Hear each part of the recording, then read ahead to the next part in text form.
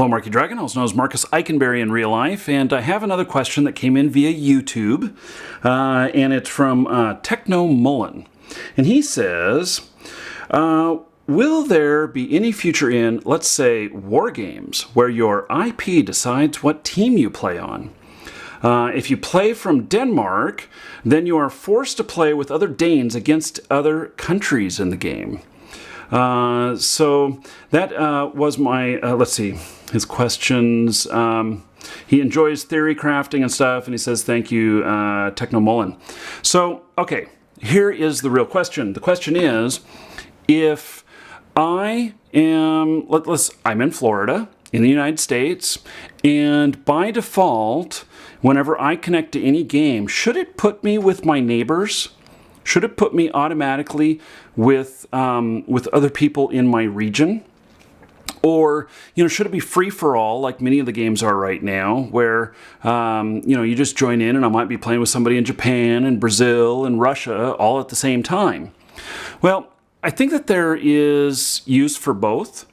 I kind of like your idea of maybe country-based, because like in a game like World of Tanks, where maybe you want to focus on representing your country and in competition and everything. Maybe it would, maybe it should be an option. Maybe not force it, but maybe be an option.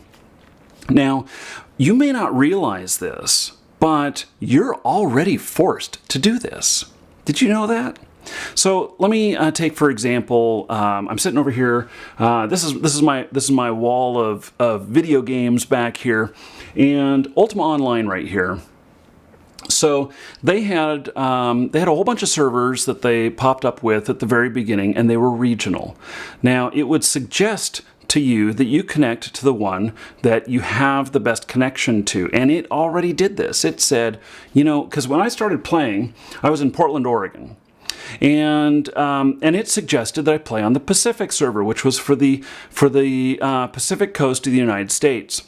And that's where I played for a little while.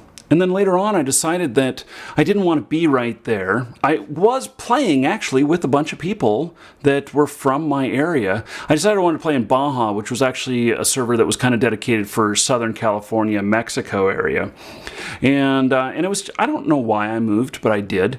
But what they had was, I remember these. So we had like Pacific, we had Baja, we had Atlantic, we had Chesapeake, we had, what else? We had Drachenfels, we had Euro, we had different Japanese named servers, we had Oceania, which was for Australia area.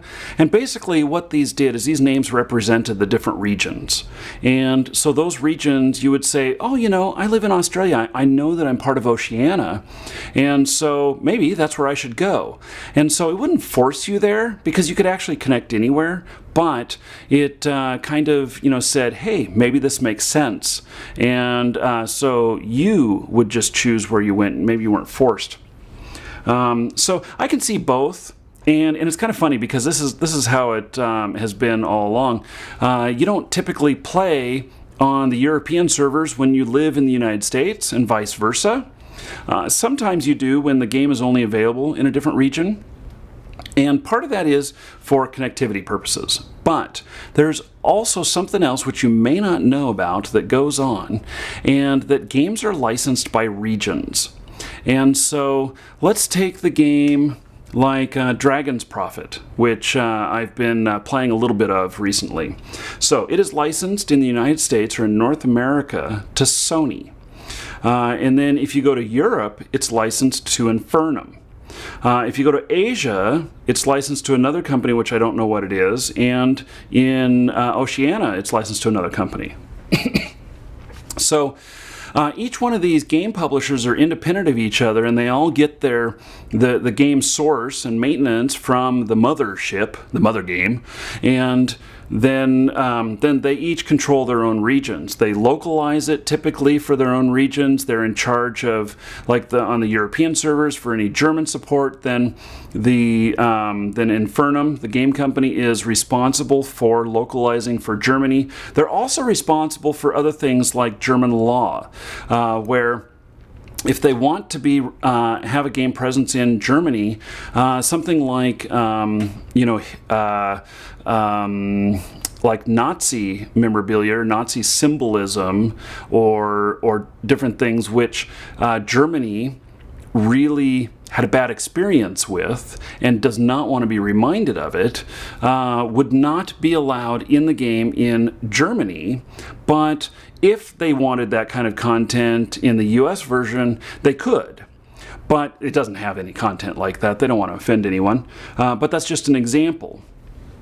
So, there are other games like WoW, which you may think, okay, WoW is just all run by Blizzard. That's not true. It's also run by the Nine in China. And in China, they're actually forced to take on a partner company that owns the majority of the stock in the company. If they want to operate in China, Chinese government says, you must work with one of our companies here, and they must have primary control. And that causes a lot of heartache for a lot of companies. Even EVE Online has that. Now, EVE Online runs worldwide for everything, except they have a different set of servers for China. And so now part of this is that China has some really insane rules. Well, we think they're insane. I don't know what the Chinese people think, but I know that I think they're insane. And there's regulations about how much games you can play, how many hours per day, how many, length per month, other kind of different things that you can actually break the law if you're playing too much. And I don't know what the penalties are.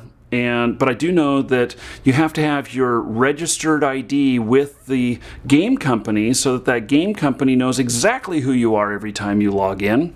And that's why we commonly see Chinese players that are using proxies into the different versions of the servers that are outside of China, so that they can get through the Great Firewall of China.